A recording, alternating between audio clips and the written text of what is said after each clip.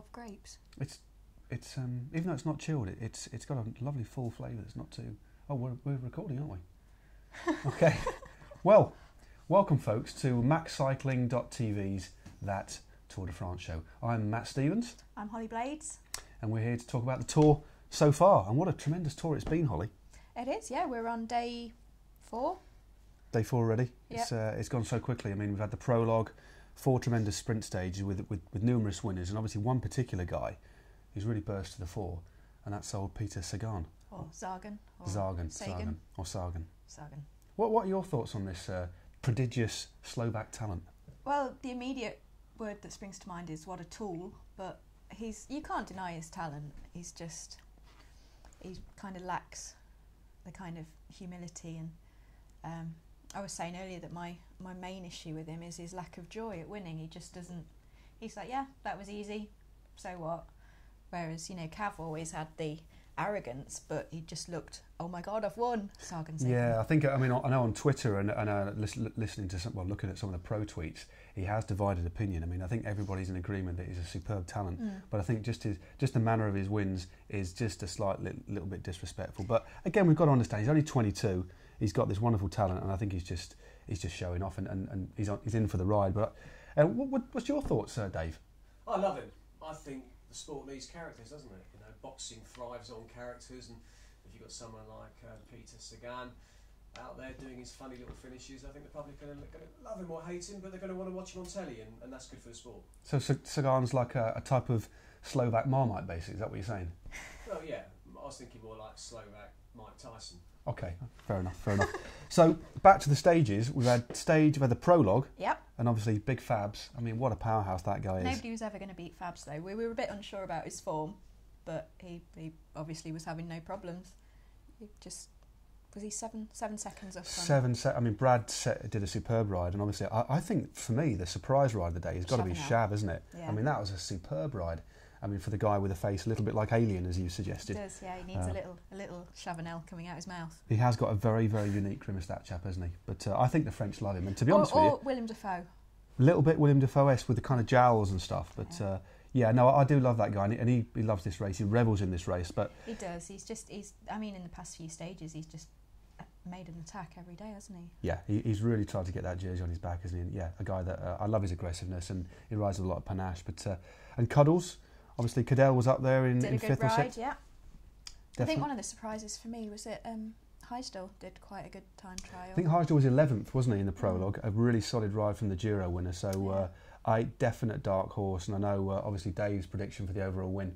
But yeah, he has been riding well. He's been up there in the hilltop finishes early on in the race as well, hasn't he? Yeah, I mean, and then obviously stage 2, Mark Cavendish. You know, what a superb win that was. I mean, that was impressive. I mean, we talked about the lack of the Sky lead-out train, but he just epitomised, didn't he, the ultimate sprinter to me, just flicking from wheel to wheel and then took it by half a wheel in the end. I mean, how did you see it? He was absolutely cracking. You didn't even know he was there until the last, 500 yards, 500 metres? Yeah, I mean, from the footage, I mean, the motorbike footage, I mean, I couldn't spot Cav until about 400 metres to go, but he rode, but when you look at the aerial shots, I mean, Boasson Hagen was out there looking after him a little bit, wasn't he? But he pretty much did it himself. It is. It's when they say that cycling's chess, isn't it? It's like he was just planning his moves as he went. Yeah. These yellow helmets. What's all that about? What's your thoughts on the helmet situation?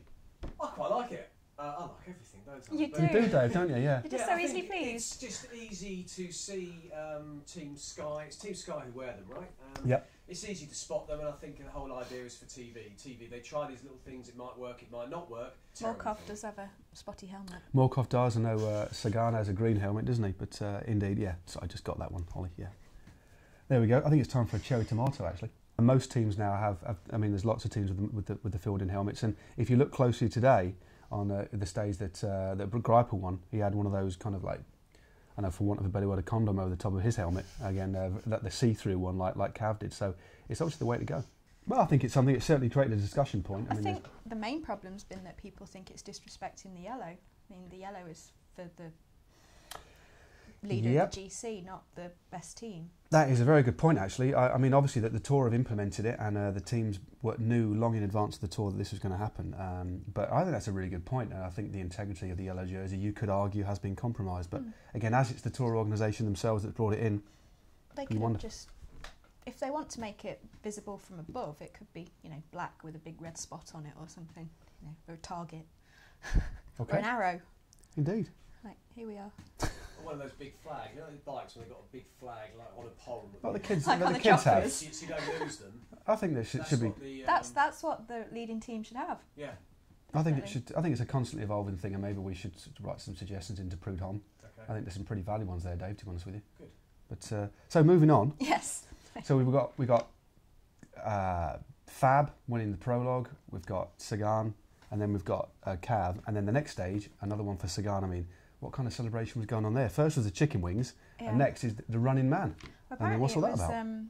It was a nod to Forrest Gump, because in Forrest Gump they say, "Run, Forrest, run." Right. And apparently, Liquigas said, "Win, Peter, win," and he did. No, his friends said to him, "Wouldn't it be funny if you did this?" So that's why he did the running man, and he did it at exactly the right time because the camera was sort of cropped, so you couldn't see the bike. So millions of people around the world thought he was running over the finish line.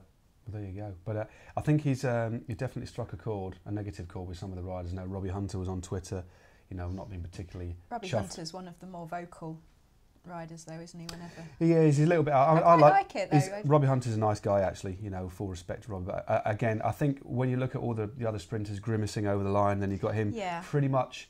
He doesn't even look like he's out of breath. That's the thing. I mean, he looks like he's going for a stroll in the park. He doesn't look like he's enjoying it. That leads us to today's stage and another sprint fest. And well, it's just like the Giro. I mean, how many crashes have happened in the Giro? And I mean, the run-ins on the last few days has been crash after crash after crash. And old Cav came down today in a nasty one by the looks of it. Yeah, and Robbie Hunter came down so hard he bounced and got up again, then fell back down again, didn't he? Pretty bad. But I think the guilty party in this case has already fallen on his sword, hasn't he? So put his hands up. Bernie Eisel, he said, did he say that he was getting too close to Goss, so he corrected and lost his wheel and took Robbie Hunter out. And to be honest, if there's somebody landing on top of you, you don't want it to be Robbie Hunter. No, he's a big guy. He's a solid unit, old Robbie is, isn't he? Cav looked very, very glum as he was rolling through the finish. I mean, the cameras were focused on him more than anybody else, weren't they? He did, as my mum would say, he had a lip on. You know. He certainly did. Okay, so Bradley Wiggins, Cadel Evans. Yes. I reckon top two on GC. We don't know what way the round they're going to be. What do you reckon? I reckon so, yeah.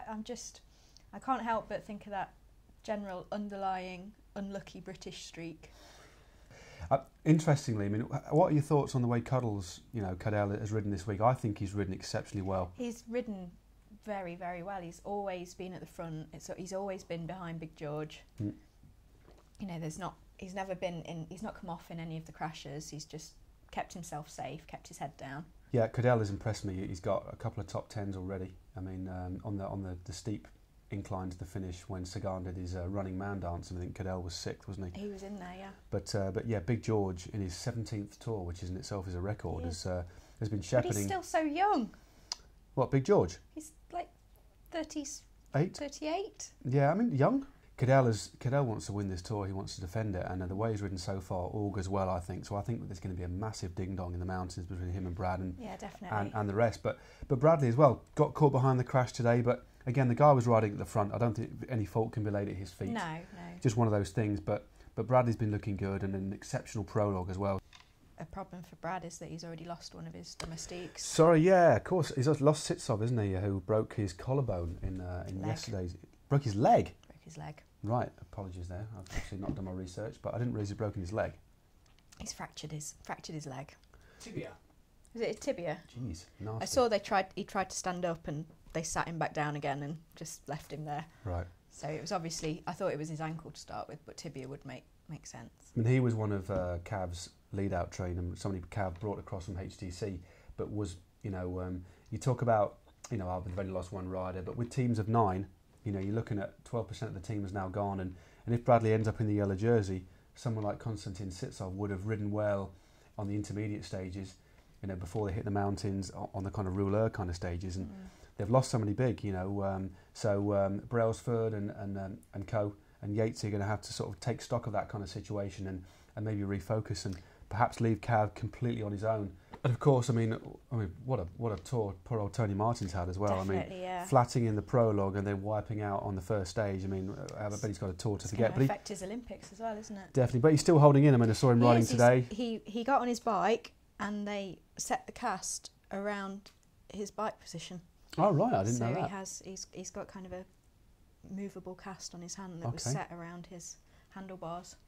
I mean, that's the thing with a wrist injury. You know, most of the day you can bowl along, but as soon as it gets hard and you have to start getting out of the saddle and accelerating out of the corners, it gets very, very difficult. Has he broken his thumb, Tony Martin? I think I'm not too sure. What I read, that he'd broken a bone in his thumb. Right. So. Again, guilty there, folks, of not researching. I mean, kids, just don't do it. If you're going to do a TV show, please research in future. But so yeah, Tony Martin, bit of a crash. And then we've got on Monday the crucial time trial. I mean, yes. which Tony Martin may not be performing that well in. Yeah, I mean, even on tri-bars with a broken wrist, I mean, you'll probably pull out a good ride. If it's his thumb, he's not going to be able to change gears and stuff, is he? Yeah, I mean, it's going to be difficult. He's not going to be able to thumb wrestle. He's not going to be able to, blimey. I mean, well, that's the quick step evening entertainment gone. Completely gone. Him and obviously Chavanel with his alien mouth. Chavanel cheats though because the alien mouth comes out and helps. We're going off on a kind of really weird tangent here, Holly. Maybe we'll talk about that's why. We'll talk about that later. But no, the time trial. I mean, it's going to be really exciting. Day before the rest day. I mean, let's just go around the room before we talk about the time trial. And Dave, who's your shout? Can I just butt in before I embarrass myself Please with my opinion of how long is this time trial? 41k, which is about 26 mile roughly. It's not as long as the final time trial, is it? No. The last one's 53k. So in total, we've got 100k's of time trialling in this tour. Okay. So you know, it's right up Brad's alley. So Dave, your prediction for stage 9, mate? Already said his name. I think for Wiggins, it's a chance to eke out a few more minutes, or a minute or two, or maybe more. Definitely. Holly? I would. If it was before the mountains and Cancellara was still in yellow, I would say Cancellara because he'll be egged on by the yellow jersey. Egged, it's yellow. But yes, I think Bradley's got to be up there. I think Miller will be higher than he was in the original, in the prologue. Yep. Because the longer stage will suit him. He'll have more time to get into his stride. Okay.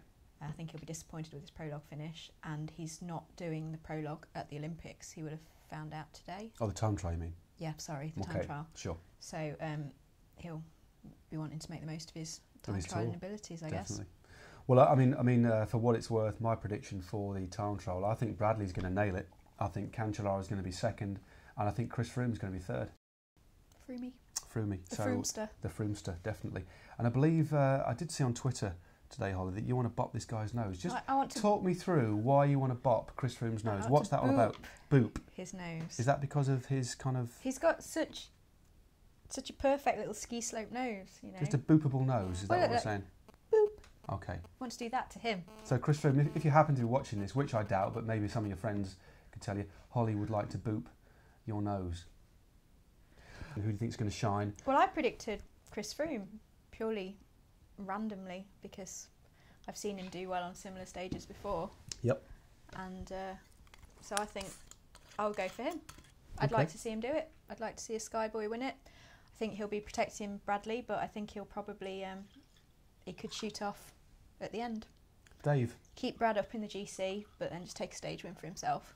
Okay, no, I think it's an interesting shout. I mean, Froome has been a lot quieter than Brad this year so far, but on the back of his Welter, second place, and the fact his form has been ramping up really nicely. And he's got the little boopable nose. And a bit of boopable nose. I mean, that just adds to the mix. I mean, what's your shout, Dave, for the first hilltop finish of the tour? I think Cadell Evans will be right up there. I think he'll look to see if he can drop Brad and maybe just make back a bit of time or get some time on him, because I think there'll be that time trial in his mind. And he's not going to want to sort of go into the second week after the time trial with a big disadvantage. So surely he's got to try some sort of attack over the weekend. I think that's a good shout. I mean, I'm going to go for Cadell Evans as well because of the guy's ability to finish well.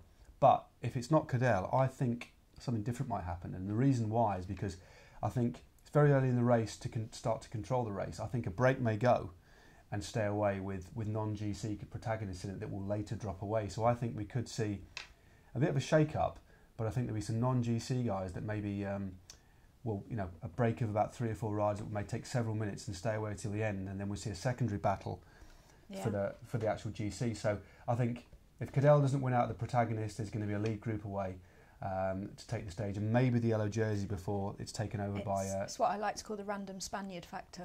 Definitely. When it's a hilltop finish, random Spaniard. I think, maybe somebody from Euskaltel or Movistar, maybe Kobo, for example, with a hilltop finish. He's not done much all year. He's going to want to prove his worth to Movistar, on the back of a massive contract, with those guys. So the wonderful thing about this tour is there's a lot of unknown. We've got the 2 clear favourites, and then, who's going to pad out the top 10? Well, 3 with Ryder there, with Dave's choice. But again, it's going to be wonderful to see how the rest of the race plays out on, especially on the first crucial mountain stage. Kind of makes you wish that they'd had a mountain stage as the penultimate stage rather than a time trial. Yeah, I mean, a couple of years back, obviously it was Brad, wasn't it? And they finished up Ventoux, which was a real different thing, wasn't it? So that was impressive. I was watching it in Paris, and it was quite a memory, I think. Yeah, I mean, he dug in so deep that day. No, he's been dropped. Oh, there he is. Well, I think it could. I mean, I think this tour could be close. I really think unless something else happens or somebody else comes to the fore. It's quite similar to the Giro, isn't it, where it's all going to be decided on the time trial? I don't think there's much between Bradley and Cadell, and I think it will go down to the time trial. And I think Bradley will have the edge, but I think it will be within a minute and a half.